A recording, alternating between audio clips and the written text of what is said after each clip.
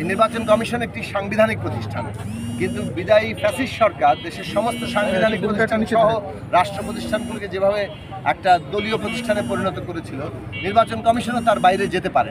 তাদের নির্দেশেই একটা আমিডামির নির্বাচনকে তারা বৈধতা দিয়েছেন এবং তারপরে মানে যে সমস্ত ফলাফল, ভোটের সংখ্যা ইত্যাদি নানা বিষয় নিয়ে আমরা বহুবার বলেছি।